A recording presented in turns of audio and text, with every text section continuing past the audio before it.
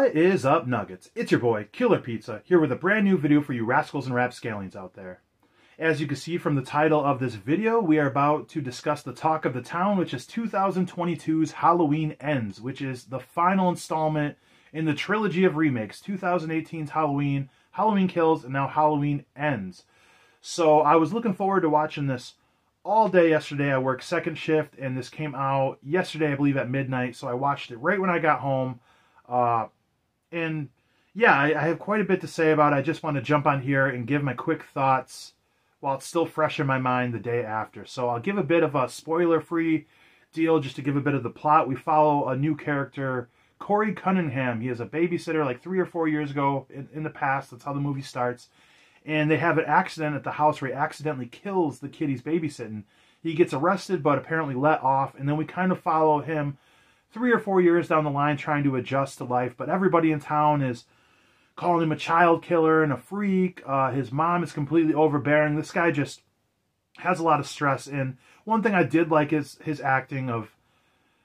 He does look very like tense and like just like a beaten dog or something, you know. So I didn't mind that. But we just kind of follow some development with this guy where he ends up meeting Laurie's granddaughter who's working in a hospital at the time. And they kind of become a romantic fling. And we pretty much follow this movie where Corey kind of descends more and more into madness and kind of like embraces this evil, I guess, like the evil that's in the eyes of Michael Myers. That's one of the things Jamie Lee Curtis ends up saying later. I could see the evil in his eyes. It was the same as Michael Myers. So pretty much Corey becomes the killer of this movie. We don't see Michael Myers much. And I'm just going to get into this, guys. So if you don't want to get like mega spoilers, just watch the movie. I would suggest anybody just watch this damn film. It's pretty much free on Peacock. But I just made a reference the other day on my unboxing of Scream Factory 6 through 8 4Ks. This little rant where I get pissed off sometimes where people just bitch about every single movie that comes out. And it's like, just learn to enjoy this stuff, man. Like, I like the new Texas Chainsaw Massacre and the new Hellraiser. And I know people hate me for that, but, you know, people have their tastes, which I need to understand when it comes to this film here. But with that being said, this was fucking terrible in my opinion. I hated this movie. Now, there was certain elements that were fun, and I kind of like, in a way, what they were trying to do with the story of this Corey kid, but it was like the Corey Cunningham show. There was barely any Michael Myers, and it's nice that they try to do something ambitious, but if this is the final one in this trilogy, the one where Michael Myers has his final stand, I kind of would have liked more of a traditional Halloween. Let's just get the best of Michael Myers. But no, we're following this jackwagon Corey around town, and it just didn't work for me. First of all, something I did like in the beginning. See, I was hopeful for this film. When it started, he's babysitting this kid. They say, don't let him watch TV. He's having nightmares of Michael Myers. First thing they show is them watching The Thing. So that's pretty cool. That's like my favorite horror movie of all time, maybe besides Return of the Living Dead. So that was kind of fun. And the little kid takes off, and he's hiding up in the attic, and he scares this Corey kid who comes off very like sensitive and kind of pansy-ish in a way, you know, and he grabs the knife and starts trying to find the kid, thinking it's Michael Myers in the house. The kid locks him in the attic. He starts kicking the door, freaking out, let me out, let me out. And right when the parents pull up into the house to go inside, he kicks the door flies open, hits the kid, falls like from the 3rd story, right on his head, breaks his neck, just dies instantly. So we have like a child death like in the first 4 minutes. I don't care what era of horror it is, it's always pretty ballsy to kill a kid. I legit was like, holy fuck, I can't believe they did that. But yeah, he gets taken to jail, and he apparently gets taken out of jail, so we're kind of learning a little bit about him. He works in like a mechanic shop just trying to get his life together. You could tell he's completely damaged by what had happened in the past, which I do like his acting in the beginning about this. But here's where it starts to go off the fucking rails for me. For one, he's getting bullied by these high school kids. This kid with a fucking mullet, these little dorks, man. Getting beat up by them outside a gas station because he won't go buy them beer inside, calling him a freak show, a child killer. I don't know, guys. Not everybody's the toughest in the world. Not saying I am, but I'd be damned if I'm a grown-ass man. Because he said he was 21 in the beginning, then it was 3-4 years later, so this guy's like mid-20s. I'll be damned if I'm in my mid-20s going to let some seniors in high school bully me. Like, so fucking dumb. He gets so mad he smashes this glass, like, chocolate milk bottle, and Jamie Lee Curtis is out there and kind of saves his ass, takes him to the hospital that her granddaughter works at on purpose.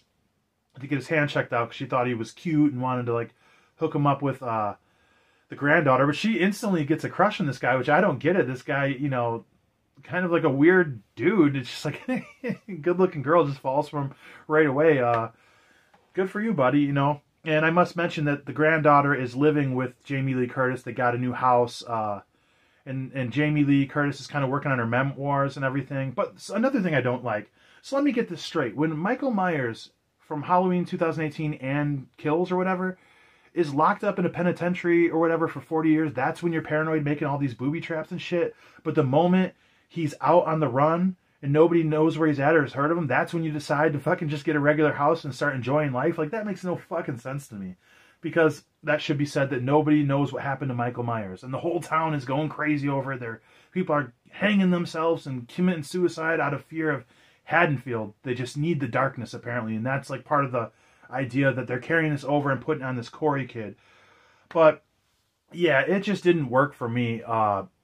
We get to a point where the kid gets jumped by these high schoolers again after he goes out to this Halloween party with the granddaughter, which I appreciate. They had like the dead Kennedys blasting this wild Halloween party. Like, where are these Halloween parties with dead Kennedys blasting? Like, I need an invite to that. But he gets jumped walking back from this party because he's upset, and he like gets thrown over this bridge. The kid thinks he's dead, and Michael Myers pulls him into this fucking tunnel.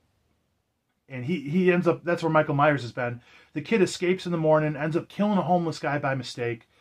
And it seems like he kind of like likes it in a way, you know. He's starting to like embrace this evil like through this bond of Michael Myers or some shit. So I don't know, man. I didn't care for it. We get more development with the characters, but it just keeps going more with this Corey kid. And it's like the fucking Corey show, man. Like, it was 45 minutes in. Like, I was pretty bummed I didn't get to go see this in theaters because I work nights. I couldn't see it Friday night. I'm going to a wedding tomorrow, and then come Sunday, I didn't really want to have to sit around. I didn't have to wait that long to watch the film.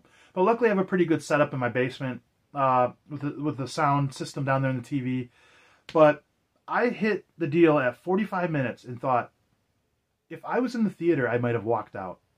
This happened every 10 minutes for about 40 minutes. 55, 105, 115, to the point I'm like, I got to sit through this shit for 45 more minutes. You had me in the first act. The story was kind of fun. About 45 minutes in, though, I'm like, what the fuck is going on with this fucking movie? And it's just not believable. This Corey kid, he just slowly starts turning into like a badass, and he starts like feeding into the evil. You know, his stepdad gets him like a motorcycle to replace his bicycle, and now he's like growing a 5 o'clock shadow driving this motorcycle, and this girl's just falling more and more in love with this lunatic, you know, and just let's escape town together. And he's like even talking different, and it's just like, I like character development and like plot twists and development, but like, this is unbelievable with this kid, like how pansy he was acting in the beginning. Now we're supposed to believe he's some like evil entity. He ends up going on a killing spree of some people, and he's killing more, getting the thirst for blood. And I'm just like, how is this good looking girl who works in the hospital into this fucking whack job dude who's just like going around fucking killing people and shit? It just blows my mind. I don't understand. And it was just fucking weird. It was like a love story between these two for almost the whole fucking movie. And we get to a point where, like, you know, Laurie's saying, I see the evil in his eyes. It's just like Michael Myers. Like, what the fuck are we even talking about anymore? He goes at a point where, like, they showed earlier, like, he lowers this cop who has a thing for the granddaughter to the tunnel for Michael Myers to kill him. And he, like, holds Michael Myers down. They're like, it's like teamwork to kill this cop. And they show, like, Michael Myers, like, all old and he can't kill, which is kind of cool because they said before he's like an entity. Like, the more he kills, the more power he gets. I can get behind that. But the fact that they become like a team almost, and Michael's not killing this kid, what the fuck? And he keeps pushing towards wanting to just escape town, which is a pretty good idea if you're known as a fucking child killer in your hometown. Get the fuck out of there, man. And then we get to a point where he gets fed up. He's going to go on this final spree and kill these high schoolers. So he goes in the tunnel and fights Michael Myers. Fights the same Michael Myers who's crushing people's skulls even as an old man in 2018's Halloween Kills or Halloween Ends. He's lifting firefighters up with pitchforks and shit. And this kid this nerd wrestles Michael Myers down to the ground. Now, if you guys don't like Busta Rhymes or Paul Rudd taking on Michael Myers, I don't want to hear shit about this one because I've seen a lot of good takes on this. Like, are you guys fucking tripping? If you like it, cool. If you like the movie, cool. But if you're going to bitch about Busta Rhymes doing Kung Fu and being able to take on fucking Michael Myers, which I don't like either. How are you going to be cool with Corey Cunningham fighting him? He takes Michael Myers' mask, puts it on, now he's Michael Myers. He's going around killing people. This shit is so fucking dumb. Now he's supposed to be like taking over Michael Myers, kills these kids, kills the radio host. We got a couple cool kills and all this. When he kills the radio host, he like fucks up his mouth or something like on the DJ equipment and cuts his tongue off, then puts his head down on the record and the record's skipping. It's like, that's cool. We have some decent kills in this, if for nothing else, but now he kind of takes over the spirit of Michael Myers, literally beats him up to take the mask. Now he goes after Laurie, Jamie Lee Curtis, and she's like in a scene where she's about to commit suicide, but it's all a rouge to get Corey to come in because she does not like him. She takes this dude out so fucking easy, gives him a couple gunshots, and he was getting all creepy, like, nobody can have her. If I can't have her, no one can, talking about the granddaughter, which she's about to bail on Jamie Lee Curtis over this psychopath, which Jamie Lee Curtis has had your back and saved your life before. So, dude stabs himself in the fucking neck, saying, if I can't have her, no one can. That was kind of a shock. Then Michael Myers shows up at the end. He ends up taking out this Corey kid, which is satisfying, stabbing the fuck out of him, taking his mask back. And we have a pretty fun and satisfying face-off with Laurie and Michael Myers. I did enjoy that. That wasn't bad. A little anticlimactic in some ways.